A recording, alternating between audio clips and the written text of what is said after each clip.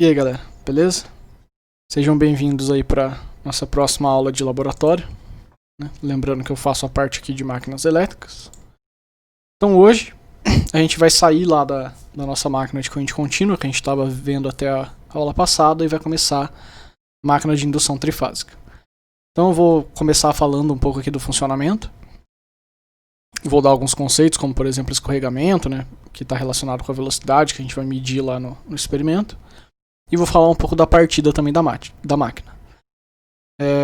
Eu vou disponibilizar também o material que eu estou dando em conversão de energia 2, para quem quiser pesquisar mais sobre essa parte aqui. Mas né, a base vai estar aqui no que eu vou estar falando aqui. Né? Então, qual que é a ideia agora? Né? Agora a gente está trocando de máquina. Agora na máquina de indução, né, a gente vai tratar de máquina trifásica de indução. Né? Não vou entrar em detalhes em monofásica, bifásica, porque daí o funcionamento é diferente. Né? Mas numa máquina trifásica a gente vai ter no estator da máquina, né, que é a parte parada, 3 enrolamentos, certo? Que estão dispostos um do outro ali 120 graus no espaço, e cada um deles está com uma das fases que, como vocês sabem, no sistema trifásico está disposto de 120 graus no tempo. Né? Então tem uma defasagem no tempo e no espaço nesse meu estator. E aí o que acontece, né? Eu vou ter então a corrente que vai passar por esses enrolamentos e vão produzir um campo girante. Eu vou explicar esse campo girante, como ele funciona exatamente. Mas é só pensar nesse primeiro momento que eu tenho um campo magnético que tem uma orientação que vai variando no tempo, mas ele tem uma amplitude igual, sempre a mesma, constante, né? Esse campo girante, né, como está no estator, ele está concatenando ali os enrolamentos que eu tenho no rotor.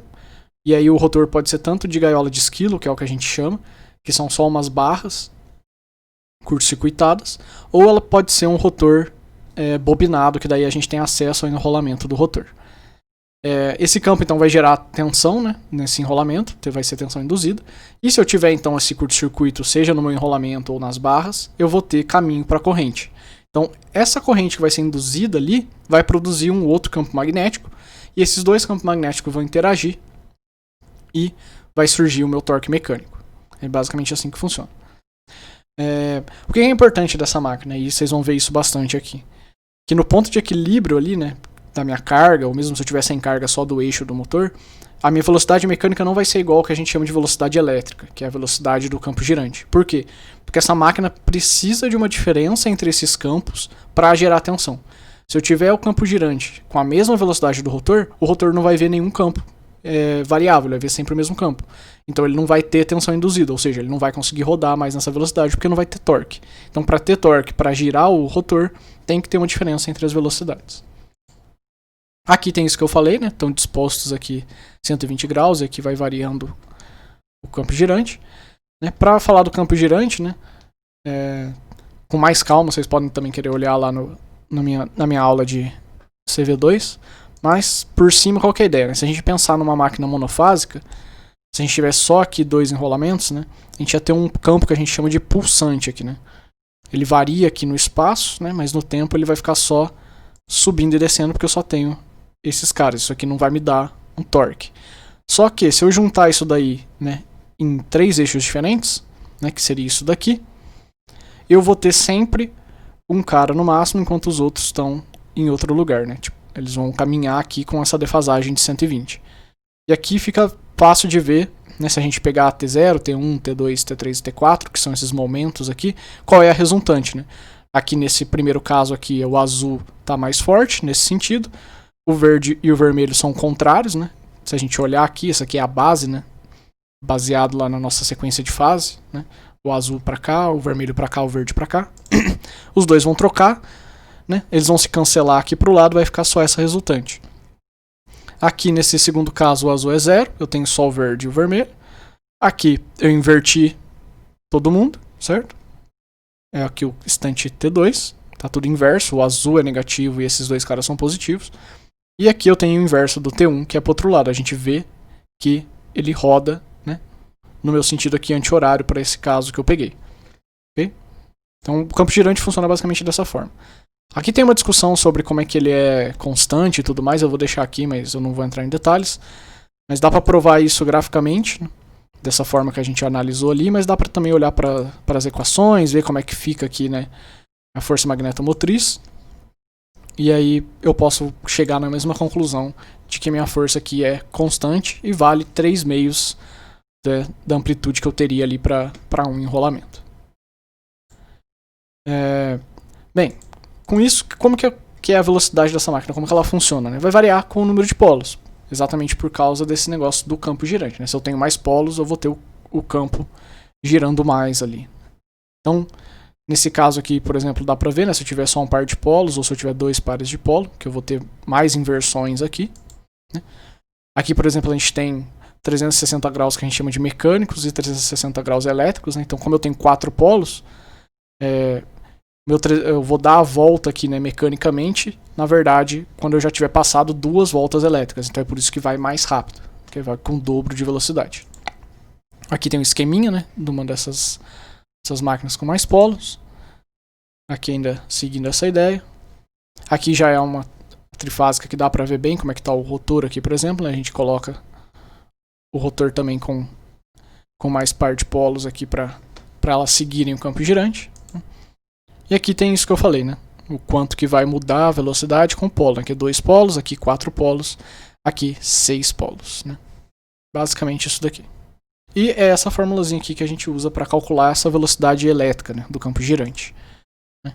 É basicamente isso daqui. Então, basicamente, né, para 60 Hz, que é o que a gente usa, com 2 polos eu tenho ali 3.600, 4 polos eu tenho 1.800, 6 polos eu tenho 1.200 RPM. Basicamente isso daqui. Aqui também tem uma discussão sobre como é que funciona a tensão induzida, né, que ela vai variar ali ela vai ser senoidal porque varia no tempo e no espaço, né, conforme eu mostrei ali no campo girante. Mas o que é interessante a gente saber aqui, né, que vai ser essa diferença entre os dois, né, dessa velocidade que vai gerar essa tensão induzida. Né. Como eu disse, tem que ter a diferença, né, se eu não tiver, não vai ver o campo variando, eu não vou ter nenhuma indução. Essa diferença a gente chama de escorregamento, que é a velocidade síncrona aqui, né, que é a velocidade elétrica, menos a velocidade do rotor, dividido pela velocidade elétrica. E a frequência da tensão que eu tenho no rotor vai ser a diferença entre essas duas, né, vai ser o escorregamento aqui multiplicado pela frequência da minha rede elétrica. É basicamente isso. Né. Aqui também tem só um resuminho da parte teórica, né. No caso do motor, o rotor gira na mesma direção do campo girante e a velocidade do rotor é menor, né? Porque eu tenho que ter essa diferença para induzir tensão. No caso do gerador, o que muda é que agora a velocidade do rotor tem que ser maior para ele poder induzir a tensão no estator. A gente vai ver isso depois melhor na outra aula. E o modo frenante, que eu não vou entrar aqui em detalhes, é basicamente inverter o campo girante lá do estator para a máquina frear mais rápido. Né? Daí agora o nosso escorregamento é até maior do que 1, porque ele vê uma diferença ainda maior em relação à velocidade síncrona aqui. Bem, essa daqui é a nossa curvinha característica. Né? Na região do motor, que é a que a gente vai ver nessas 2 aulas, né? Essa é a próxima, a gente vai estar trabalhando aqui. Esse aqui é o circuito equivalente, não vou entrar tanto em detalhe em como obter e tudo mais. Esse aqui é o circuito equivalente da máquina. Essa parte aqui é em relação ao primário. Essa parte aqui me dá informações sobre a magnetização da máquina. E essa parte aqui está relacionada com o rotor. Né? O que é importante lembrar aqui, eu vou falar acho que depois também, é que a gente separa o R2 aqui em 2, né, que uma parte está ligada com a perda no cobre, né, que é do fio lá mesmo, só vai depender da corrente. E o outro está relacionado realmente com a parte mecânica, com a potência mecânica, com as perdas e tudo, com as perdas mecânicas. Então fica essa segunda parte aqui. E ela depende, obviamente, aqui da velocidade. Partindo desse circuito equivalente aqui, né, recomendado pelo I3E, a gente pode aplicar TVNAM para ficar com um circuito mais fácil de analisar. E a gente chega com um circuito que está todo mundo em série aqui, né? E esse PAG aqui é a potência, né, que sai do primário para o secundário, que é o que a gente costuma usar para analisar. Aí aqui tem só as formulazinhas que vocês vão precisar também para fazer as análises, né? Então, como é que fica o torque por fase aqui, né? Se fosse o total ia ser 3 vezes. Lembrando dessa relação entre a velocidade mecânica e a velocidade síncrona.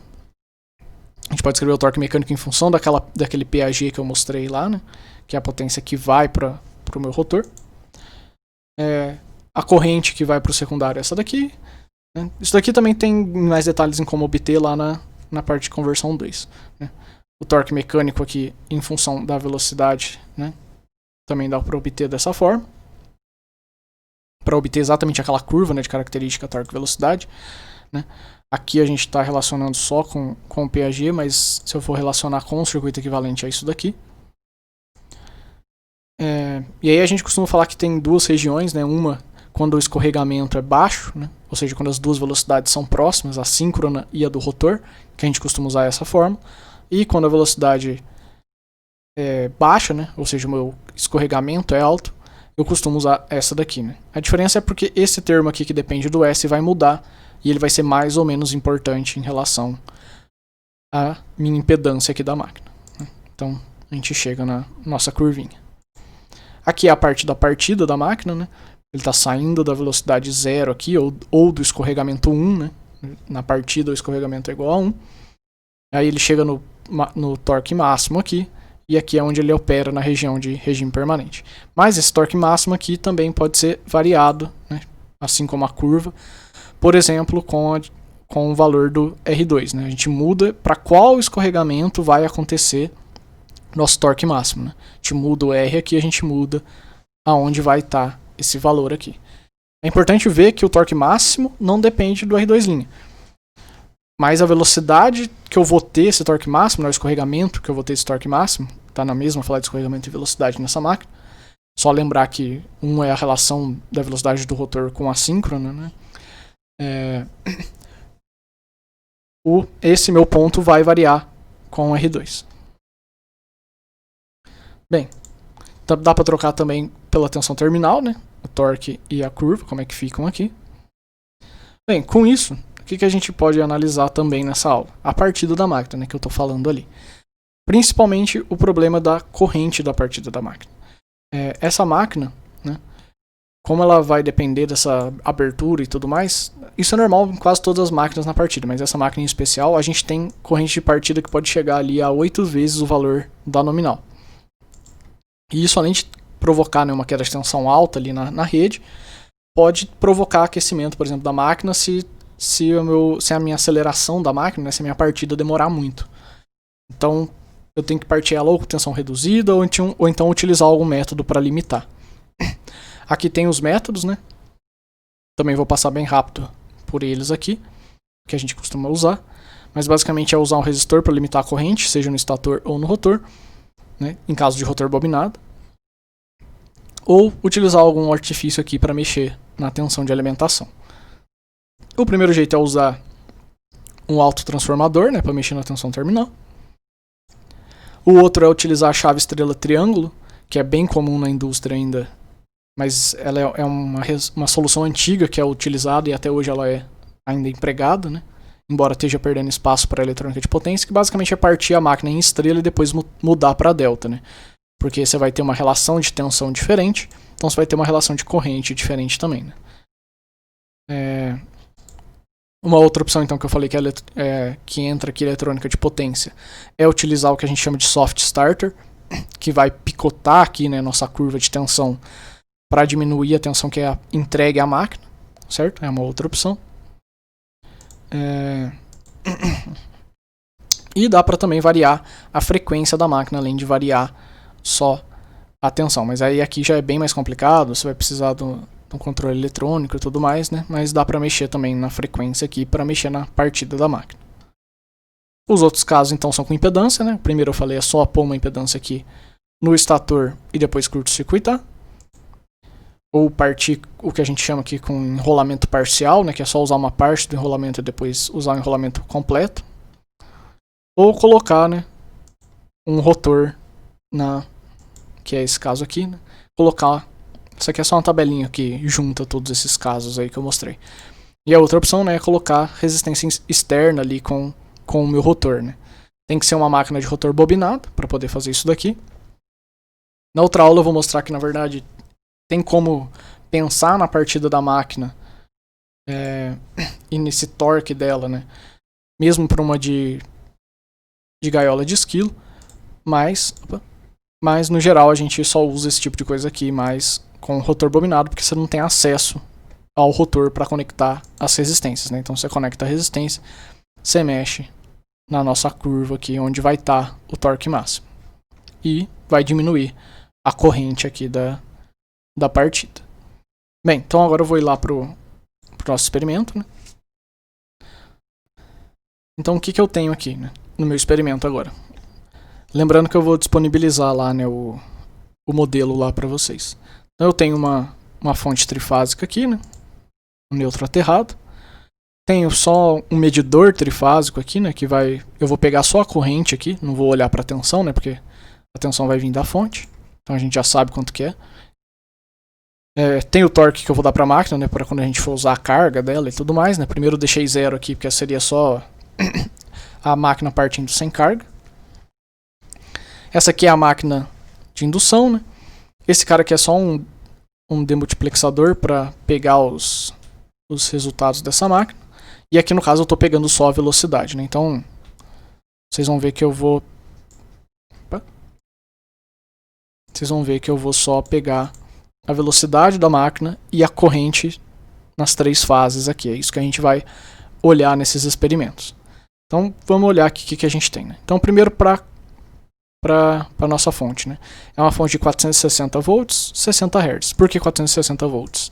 Porque eu estou usando um modelo aqui que a máquina é 460 volts, ok? A gente vê aqui que a velocidade dela aqui nominal seria 1750 RPM. Beleza? Bem, nominal da máquina seria, né, 1750 RPM, mas obviamente a gente tem que pensar que isso daqui é levando em conta a carga e tudo mais. Se eu colocar em vazio, e aí vocês vão ver certinho essa diferença da velocidade síncrona para a velocidade da máquina. A gente vai discutir isso ainda. É a mesma coisa aqui, né? A gente tem os parâmetros, eu não vou mexer ainda, mas depois eu vou mexer quando eu for mexer na parte de resistência de rotor, resistência do estator, né? Vou deixar claro também na hora que eu for mexer. Aqui, como eu falei, é só o multiplexador para pegar a velocidade, né? O ganho é aquele que eu já estava colocando só para ter o valor aqui em RPM, para ficar mais fácil de ver. E aqui é o nosso torque, que eu vou começar como 0. Então eu vou fazer o primeiro experimento aqui. Certo? Mandei simular.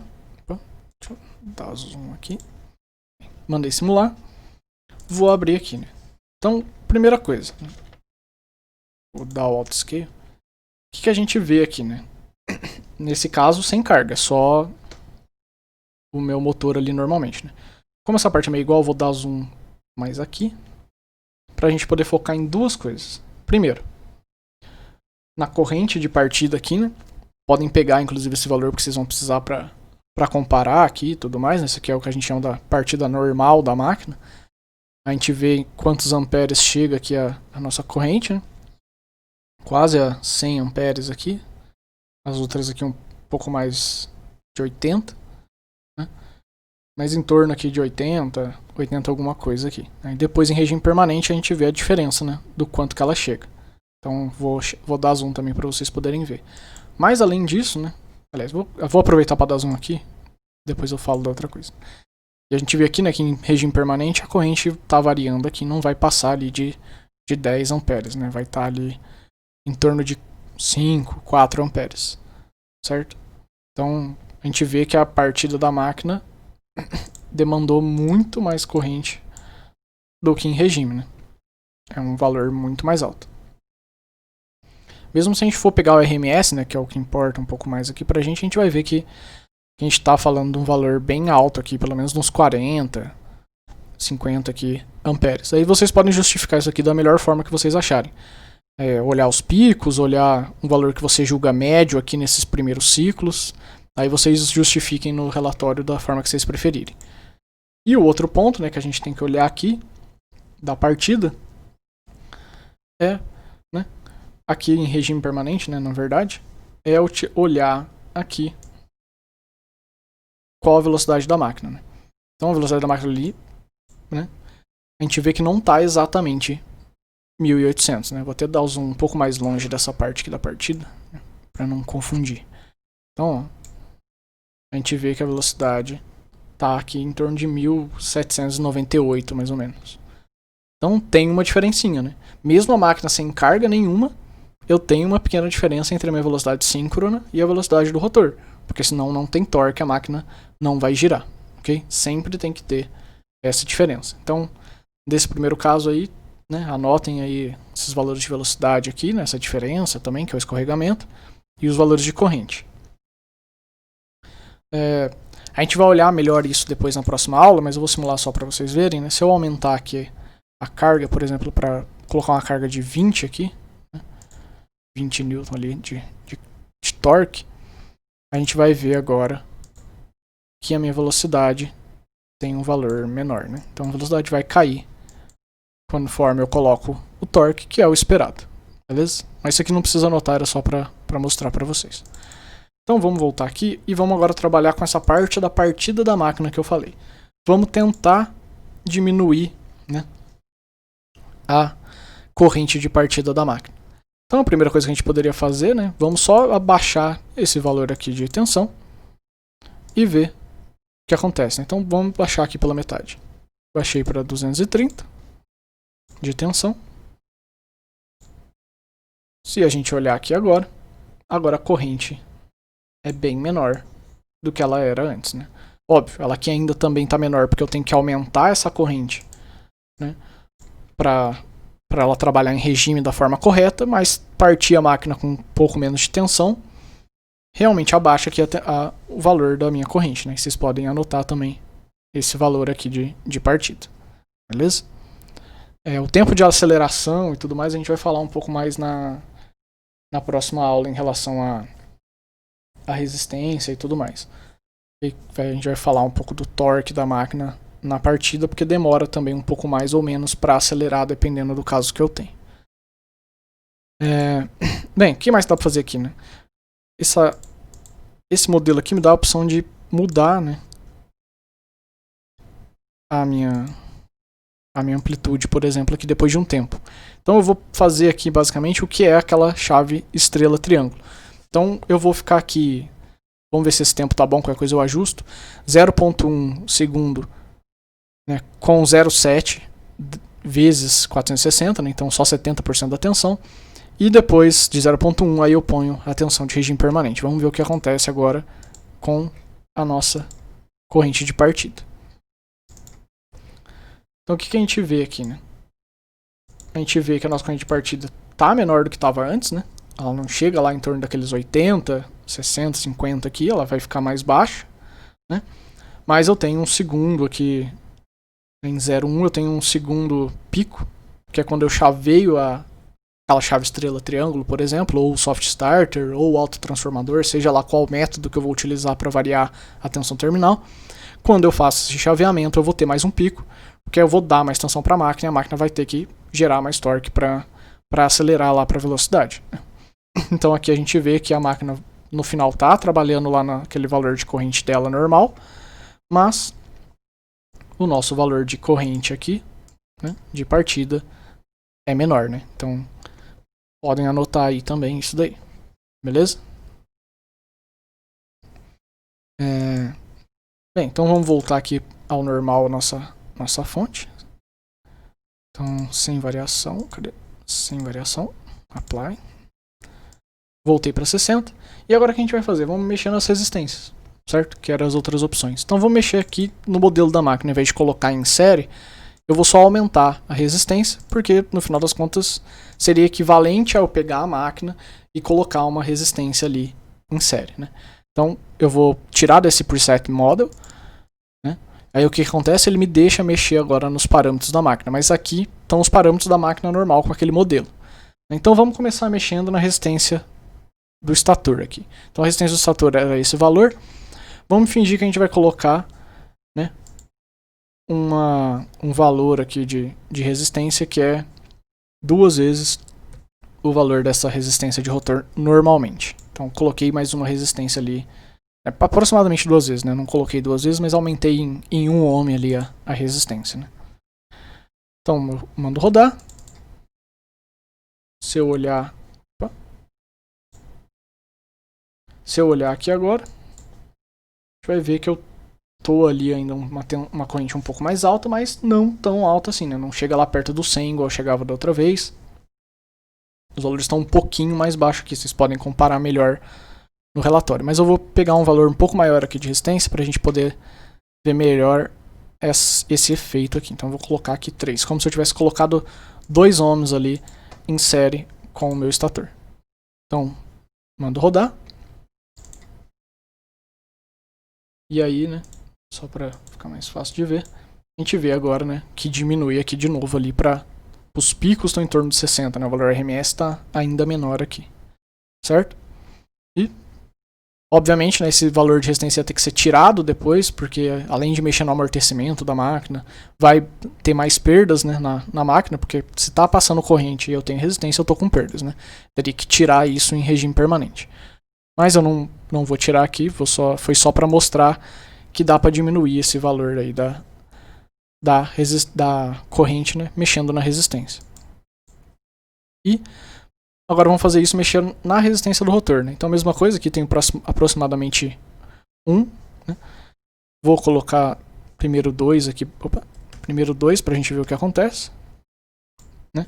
Lembrando aqui o que? Que isso aqui seria colocar, né, uma resistência lá, trifásica também, né? Eu não falei isso, mas teria que ser obviamente uma resistência em cada fase. Quando eu fiz com o estator, seria a mesma coisa com o rotor. Mas eu vou pôr essas resistências lá no meu rotor e ele teria que ser de rotor bobinado para eu ter esse acesso e colocar essa resistência, certo? Então, coloquei esse valor. Vou simular, né? E a gente vê aqui que também abaixa em relação àqueles 100 que a gente tinha de pico, aqueles valores acima de 60 aqui, né? Que era tudo isso que eu tô comparando, gente, é com aquele caso lá da partida normal, que também era sem carga, mas que eu não tinha nenhum desses artifícios para melhorar a corrente, né? Eu vou rodar ele de novo por último lá pra gente ver. E um último caso aqui, vou aumentar para 3, né? Então coloquei mais 2 ohms lá e vou simular. Então a gente vê aqui, né, que abaixou ainda mais o valor da corrente, beleza? Então, só para comparar uma última vez, vou rodar o caso normal aqui. Então, vou voltar aqui o modo para esse. Ele volta aqui o valor correto. Mando simular. Se eu abrir agora o scope, né, saiu até fora do eixo ali. Eu preciso arrumar, né? A gente vê que o pico aqui agora é maior, né? E o RMS também. Isso aqui volta para aquele caso que a gente estava, então. Beleza, galera? Então, de simulação era basicamente isso daqui. Então, pessoal, com essas simulações aí eu acho que vocês conseguem responder lá as questões do relatório, né? Lembrando que ainda não fechou o grupo, acho que tinha faltado só um grupo, eu mandei mensagem pro pessoal. Vamos ver se agora no próximo já vai estar com o relatório montado certinho, né? E, pessoal, justifiquem. Eu fiz a devolutiva lá, talvez algumas pessoas não tenham visto. Justifiquem tudo, não é só para vocês responderem sem mostrar de onde está vindo as coisas, ok? Então toda resposta que vocês forem dar, todas elas, tem que ter, sei lá, referência de onde vocês estão pegando essa informação, tem que, se for do meu material, tem que mostrar o que é, então tem que mostrar a equação, tem que mostrar a figura, não é só escrever lá, ok? Tem que justificar bem cada uma das respostas, beleza? Então era basicamente isso daí, né? Lá antes era CV1, né, que eu tinha disponibilizado, agora já é CV2 essa matéria. Deu uma travada aqui. Era CV2 essa matéria, mas eu vou dar o material para vocês também, beleza? A data aqui também tá errada, vou mudar, né? É dia 10, certo? Então entrega até dia 10 do relatório. E é isso daí, galera. Então na próxima aula a gente vai ver o efeito da resistência do rotor na máquina. A gente já viu um pouco aqui, mas a gente vai ver o que mais acontece. E por que isso, né? Porque é um dos modos que a gente tem para controlar várias coisas nessa máquina se ela for de rotor bobinado. Ou mesmo se ela tiver aquele artifício que eu falei que dá para fazer na gaiola de esquilo, que eu também vou mostrar para vocês. E vou falar do controle de velocidade, então, do motor de indução. Beleza? Aí depois vai ficar faltando na outra aula só o gerador. Lembrando que isso daqui conta como aula de quarta e sábado, né? Essa parte aqui seria da quarta, essa parte aqui seria do sábado. Então são dois temas aí, o relatório vai ser um pouco maior. Beleza? E qualquer dúvida, tirem e-mail comigo. Mandem e-mail comigo pra mim, tá? Pra tirar a dúvida. Beleza? Era isso daí, galera. E até semana que vem. Falou pra vocês.